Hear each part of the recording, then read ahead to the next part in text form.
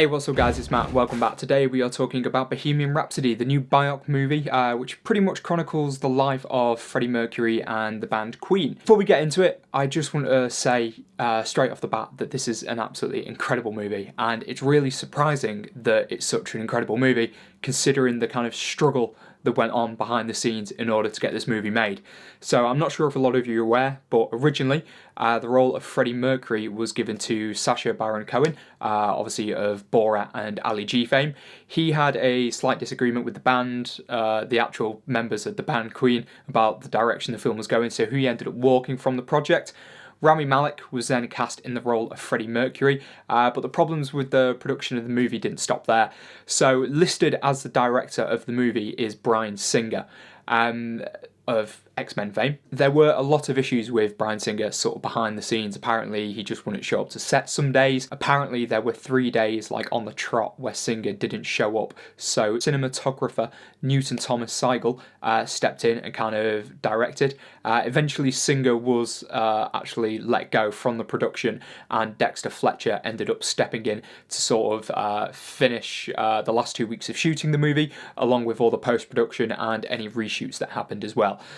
Singer is still credited as being the director of the film, but it's kind of a mixture of several people coming together. It's really surprising how well the movie turned out because of this. There's no part where all of a sudden you can tell there's some like stark directing difference, you know, this is Singer's work, this is Fletcher's work, or anything like that. The whole movie flows spectacularly still, and I guess that's probably credit due to the cast and the crew, who, you know, all clearly had a shared unique vision for where they wanted the movie to go, and they clearly achieved that. I just think it's worth noting the kind of production hell that the movie went through and how incredible the final result ended up being. One of the main reasons that Cohen ended up leaving the movie was because he felt that the story wasn't about Queen, the story is about Freddie Mercury. What we've ended up with is a story about Queen with a focus mainly on Freddie Mercury. It's kind of the journey of the band, but we follow Freddie throughout, and it's kind of mainly his story at the end of the day. And I don't think anyone can kind of fault that choice. At the end of the day, yes, there are other members of the band, Brian May, Roger Taylor, John Deacon, but Freddie Mercury was the face of Queen. To this day, he remains the face of Queen. If you think of Queen, you think of Freddie Mercury. But the rest of the band do get plenty of screen time in the movie. The movie is very much about Queen.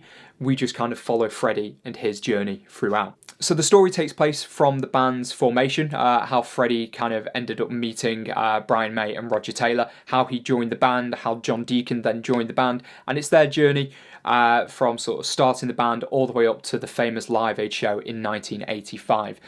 The story doesn't go any further than that. When you watch it, you kind of realise why. It's kind of a very poignant moment to sort of end the movie on. So the film very much hinges on the performances that the actors give.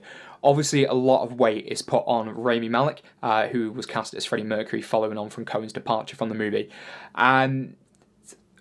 What is there to say? He absolutely destroys the role. It is magnificent. He is Freddie Mercury. It's absolutely incredible. I'm not sure throughout the film how much of, when it comes to the singing, is him and how much of it is Freddie dubbed over him. I mean, even if it's him lip-syncing the entire thing, he absolutely smashes it out the park. It is incredible performance by Malek. From being Mercury on stage to Mercury sort of behind closed doors, struggling with himself. He just is Freddie Mercury, and he does an absolutely spectacular job in this movie.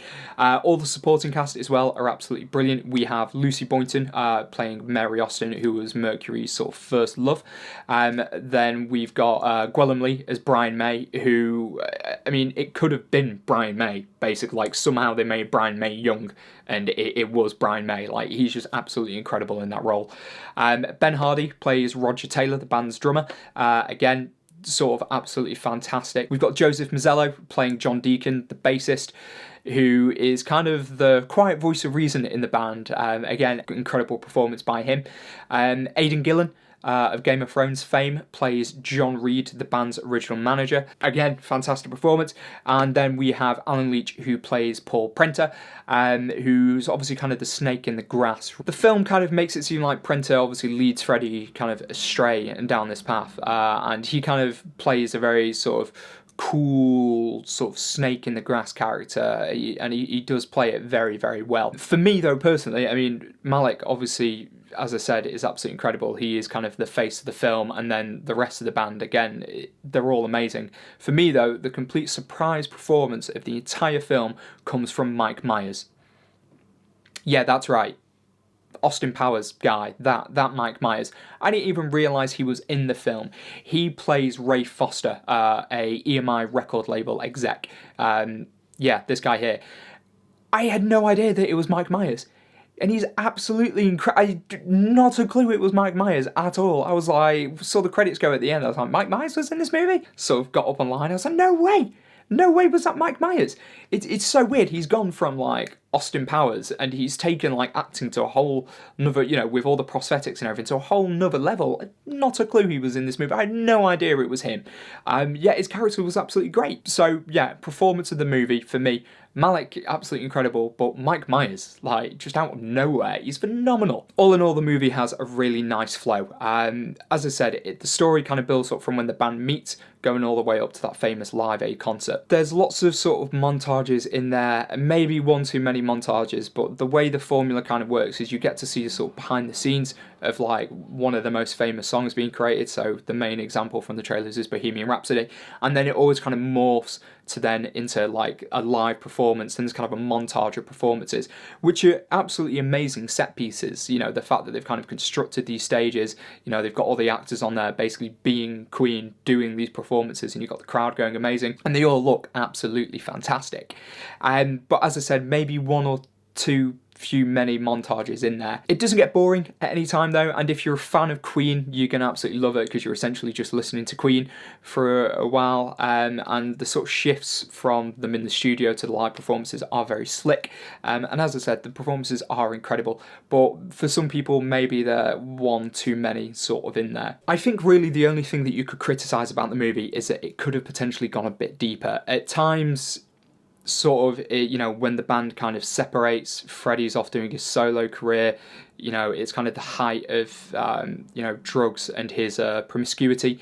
The film could have maybe gone a bit deeper into it. I don't think it could, really, in the time it had. It's about 2 hours, 10 minutes long. You know, they've got to be really careful on what they pick and choose. You know, if it was like a Netflix or HBO TV series, you know, they could probably get really dark and dirty in there. For me, I didn't have a problem with that. I just think some people might be expecting something a little bit deeper from the movie. It kind of touches on those things, but it doesn't dive in and get really dark, and it doesn't need to. The movie at the end of the day is trying to be a celebration of Queen and a celebration of Freddie, and that's what it does. It's very happy and it's very powerful. The sort of last half an hour of the movie gets particularly emotional. It brought a tear to my eyes. I'm pretty sure it probably brought a tear to the eyes of everyone who was in the cinema there.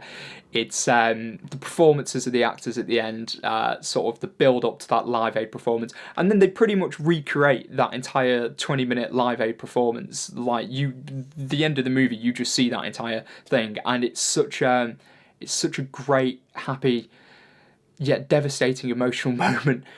But it's absolutely incredible, and just sort of seeing that performance being recreated is just absolutely masterful. So Bohemian Rhapsody, in my opinion, an absolutely incredible movie, a true testament and celebration to Queen and the life of Freddie Mercury. I'm going to give the film a 9 out of 10. It was absolutely amazing. I highly recommend that everyone goes and sees this movie, whether you're a fan of Queen or not. If you're not a fan of Queen, go see this movie. You'll come out and you will be a fan of Queen. So guys, have you seen the movie? Let me know what you thought down in the comments. Do give the video a like if you enjoyed it. Do subscribe to the channel as well. And until next time, take care.